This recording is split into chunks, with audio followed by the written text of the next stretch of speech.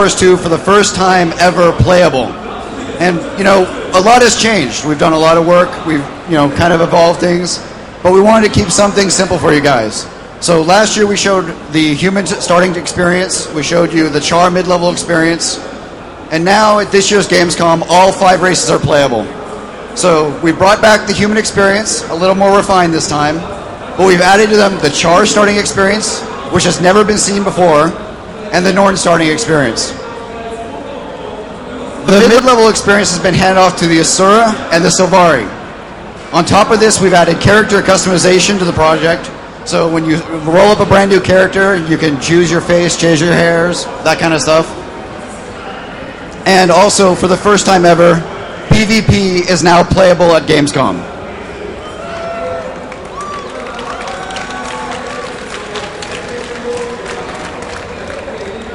So let's get to the demo.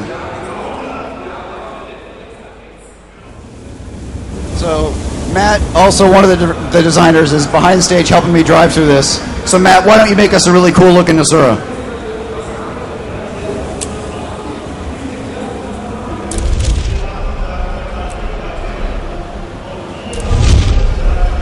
So 7 of the 8 professions, all the ones that we've announced, are playable here at Gamescom. Unfortunately, we're not here to announce the 8th profession. You'll have to wait for that one a little bit longer. But today we're going to show off the Guardian. So everything you see here is just the beginning. We're adding brand new features left and right. Each day there's brand new selections, additional things that you can do.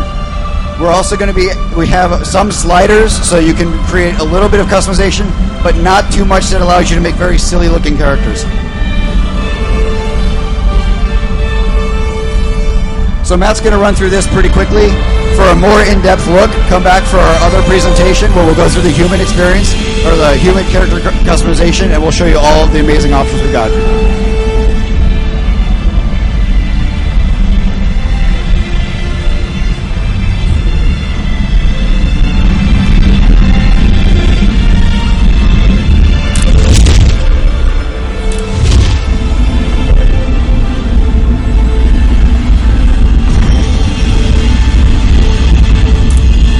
So the new map we're showing off today for you guys is called Sparkfly Fen. This is an area that's a jungle environment that the undead dragon Zaitan, his minions, are in constant battle over this land. There's a couple of human organizations like the Vigil and the Wild Hunt who are actually out here fighting, trying to keep the peace and trying to prevent Zaitan's minions from taking over. So the Guardian is a pretty amazing, very supportive character, but at the same time has a lot of punch. You'll notice in the bottom left-hand corner of the screen, there's a little fire effect that's going on. And this is tied to what we call the virtue system. The virtue of justice allows the Guardian, so at every 5th attack that he does, will cause burning on the target. The other 2 virtues he has is the virtue of resolve, which gives him additional health regeneration, and the virtue of courage, which allows him once every 30 seconds or so to basically shrug off an incoming attack. But the Guardian isn't a selfish character. He can actually sacrifice the benefits that he's getting to give it to all allies around him. This includes people who are in your party and people who are not as well. So when he sacrifices the virtue of justice, all nearby players are going to have the ability to cause burning to their next attack. Sacrificing the virtue of resolve will allow everybody to get additional bonus health regeneration, and sacrificing the virtue of courage allows everybody to block their next incoming attack. This is pretty powerful. The other unique combat mechanic that the Guardian has is he's got what we call symbols, which he can actually draw on the ground, which will do damage and effects to enemy targets who are there, but at the same time it'll heal or give defensive bonuses to players who are in the same area.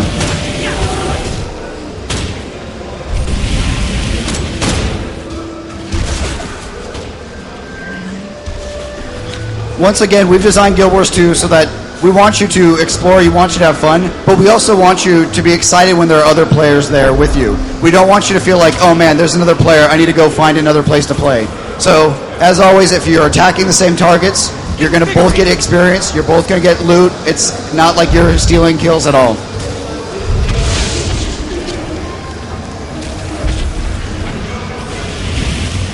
So, Matt is showing us the Ash Horizon. This is a pirate ship that has been corrupted by Zaitan's power and has been risen to the surface. It is assaulting a vigil camp on the beach with hordes and hordes of undead.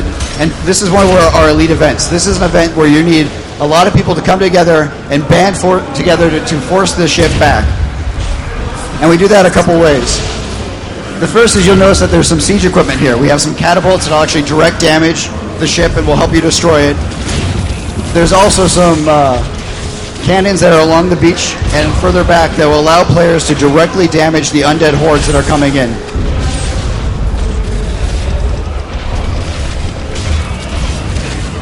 And if the undead overwhelm you and they take out some of the siege equipment, fear not, because there are actual engineers, NPCs that are there, that will repair the siege equipment for you so you can get back into the fight. And if, unfortunately, the undead kill the engineer, well, in Guild Wars 2, everybody can res. So you just walk up, you interact with the guy, you get him back up on his feet, and he's going to repair the equipment for you.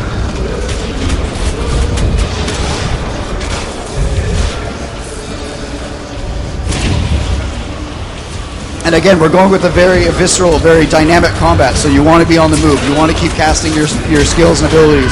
You don't want to be stationary. Positionary targeting really matters here. So the Guardian is really about controlling position with the symbols. He's got a couple shields he can throw down. And he can defend his allies when they're under attack. One thing I didn't really mention about this, sir, but you can tell really easily, is there's a lot of character, a lot of attitude that we put in these animations. So they're a very fun and playful race in that regard. Because there's nothing more exciting than seeing a very small guy wielding a very big hammer.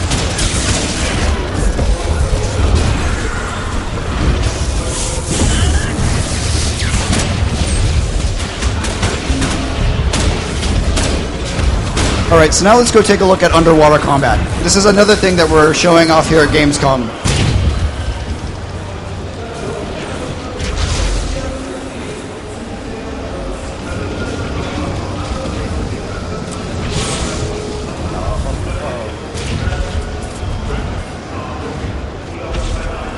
So some of you who are familiar with Guild Wars 1 will recognize that we still have our fast travel system, so it's really easy to get around the map.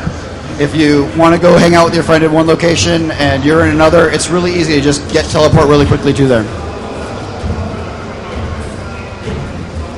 So just like how we've done the very action-oriented combat for on land, we've also done the same thing underwater. But some of the combat mechanics just don't make sense, like trying to do an area of effect placement on the ground. It doesn't work underwater because of the 3D environment. So we did a couple things. First off, we want to make sure you weren't playing the UI. You didn't need a breath meter that was telling you that you needed a certain amount of oxygen left before you're dying, so that's gone. We've added basically a breathing apparatus to every single player so you can go and explore and swim and not have to worry about that. The second thing that we've done is that we've changed out the weapon skills. So all 5 weapons that he's now using are based on aquatic weapons. So like tridents, spears, and harpoons. This allows us to do kind of some unique things in the water. Where like before, the Guardian would place like a wall on the ground that protect you. Now he can do things like put up a barrier or a wall of spears made out of light that when enemies swim through it, will get bleeding will be attached to them. And if you drag them back and forth, then you're going to start stacking the bleeding. So there's a lot more movement based in the whole 3D environment.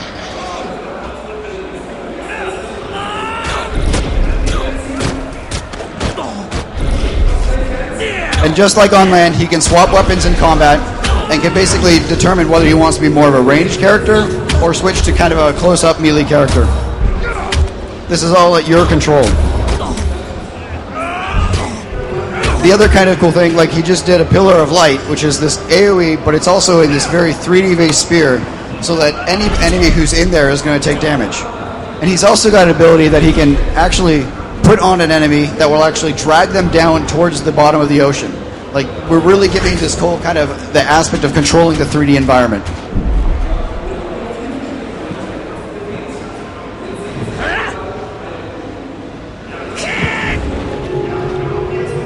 So for some of you who weren't familiar or didn't see last year's presentations or demos, the first 5 skills on the bar are based on which weapons you're actually using. So if it's a two-handed weapon, all 5 are based on that.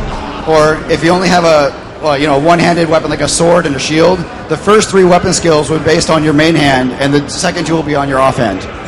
The number 6 skill is the heal. Every class has their own heal. They all work a little bit differently and give you some unique mechanics. Like in the Guardian's case, if he uses a heal, he'll create a bubble around him that will protect him while he's healing himself. So some of the deck building that we had in Guild Wars 1 comes into play is this 7 through 9 skill. 7 through 9 are utilities. These are things that you'll earn along the way and allows you to kind of customize it. These will be things like being able to jump to a target location and do extra damage and things like that.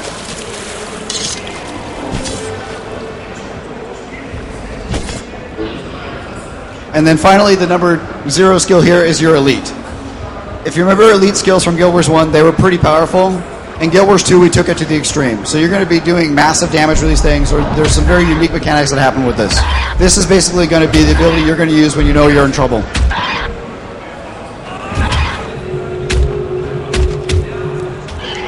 And it wouldn't be a Gamescom demo if we didn't show you another massive fight, another amazing encounter that is complicated, but at the same time very engaging and requiring a lot of players.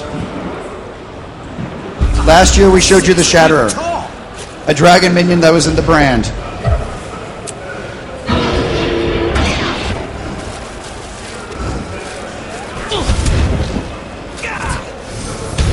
But this year, as soon as Matt gets out of combat, we'll show you another one.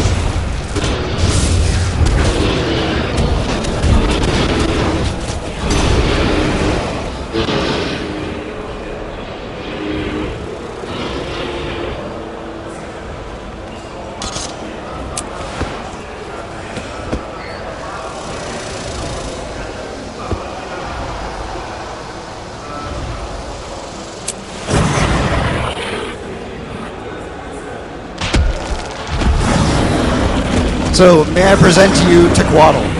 This is a undead dragon, another minion of Zaitan, and by the way, this is one of our small dragons. Zaitan is much, much bigger. So this encounter has a lot of mechanics that are going on. You'll notice that he's created these giant bone walls in front of him that basically are protecting him from the siege equipment, the turrets, that the Asura and the Hylek are frog-like people who have built up on the shore. Players need to burn down the bone walls so they can attack. The other thing he does is, like this tendril that you're seeing right now is an actual finger of him. He'll drive his hands into the ground and create these tendrils that'll come up, and they'll basically fling players towards the dragon so that he can do massive breath attacks and a lot of poison AoE damage. And like I said, in the back here you can see there are 2 types of turrets. We have the Asura lightning turrets, which do a good amount of damage that also bounces between targets, and the Hylek poison turrets, which just do a good ground-based targeting damage.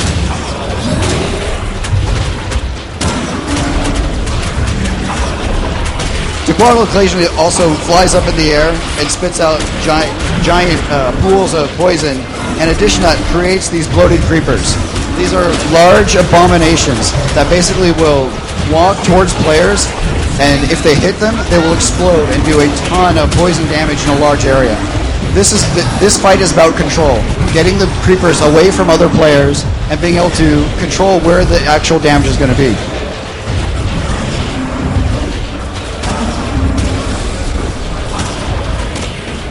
So as you can see, we probably have about 30-40 people from here on the show floor, but also back at ArenaNet. Devs are staying up late in order to play with you guys and let you get the full experience out of this game.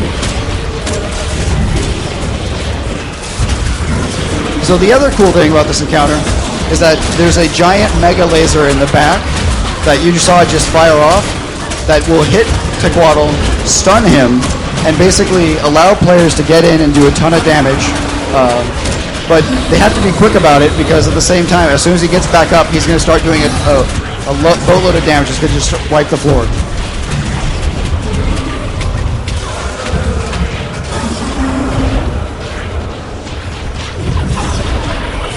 So here you're seeing tons of players working together in order to defeat this encounter.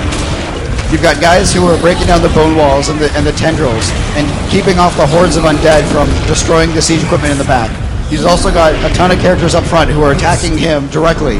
And you've also got people who are running around resurrecting each other. And here you've seen that the players here were able to band together and take this guy down. And what's a giant encounter without some loot? So everybody who participated in this encounter, whether it's just a little bit or was there for the entire thing, is going to get something out of this chest. The more you participate, the more we're going to give you, the more we're going to reward you. So there isn't anything about competing for loot, competing for prizes. This is everything that everybody gets. They're going to each get something that they can either use or they can sell or trade to other players.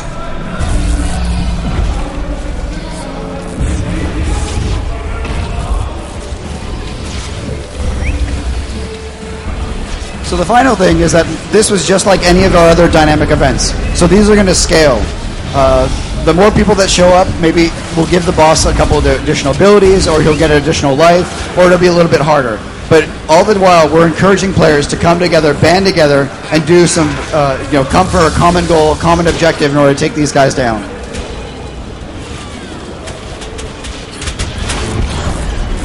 And apparently Matt's having a good time at GamesCom. So I want to thank you guys all for coming out here and taking a look at our demo. We have another demonstration that we're going to be doing this afternoon.